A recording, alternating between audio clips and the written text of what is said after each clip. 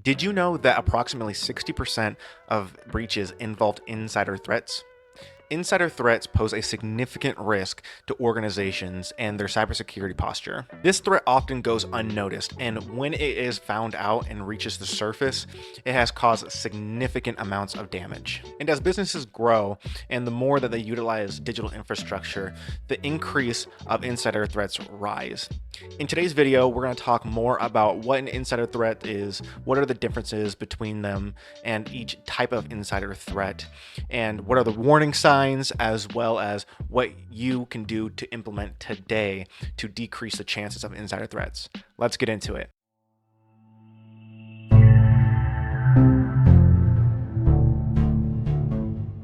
There are generally two types of camps of insider threats. There is malicious, and then there's non-malicious insider threats. In the camp of malicious, it's pretty straightforward. A malicious insider is someone with intent trying to cause harm to the organization or business.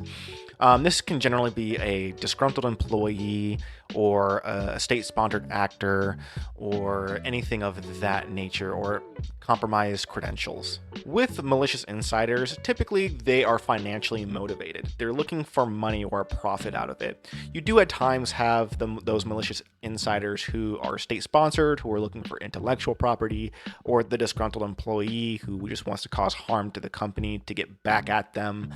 But the majority of the time, it is financially motivated. Then you have the camp of the non-malicious. Now, typically with insider threats, this is the majority of the case what it's going to be, non-malicious. In these cases, what happens is there is just a mistake. Either it's clicking on a phishing link or a misconfiguration, things of that nature, and there is generally no intentional harm of the employee. They're not trying to destroy the company. They're not trying to cause harm. It's just pretty much a simple mistake. Now, how can you detect a insider threat? What are the warning signs that you, the viewer, can find that would possibly expose an insider threat? Well, typically there are two methods. There is behavioral and then there's technical. There are many behavioral red flags that are out there that can be identified. For example, one behavioral red flag could be that for the disgruntled employee, someone who is working odd hours and accessing files that they shouldn't be. And now for the technical, there are some red flags as well, like the exfiltration of large data sets randomly that are sensitive information. Other red flags as well are like unusual user behavior and network behavior and random logins and logouts.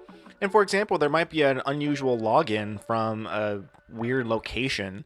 Like, let's say that your business is primarily in New York, but there's a login in Indonesia. And so these are just a few examples of behavioral red flags and technical red flags.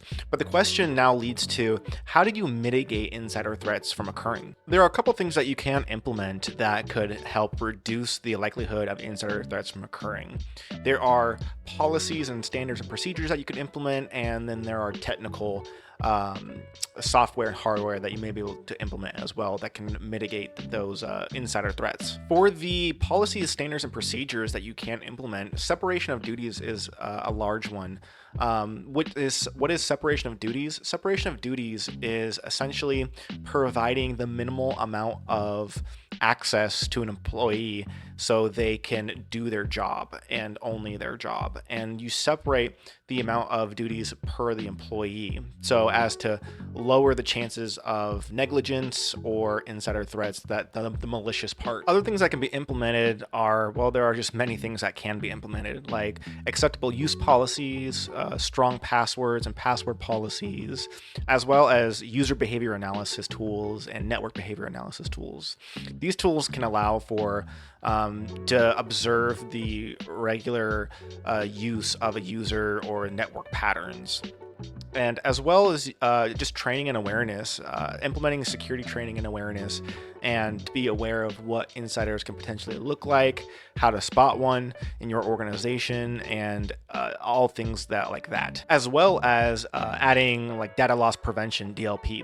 And so by implementing these strategies, you can significantly reduce the likelihood of insider threats and your organization's exposure to both the malicious and non-malicious insider threats. And so overall, this was just a very high level view of insider threats, what they are, and how you can mitigate them moving forward for your organization.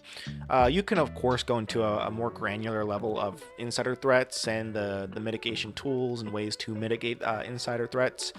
But overall, this was just a high level view.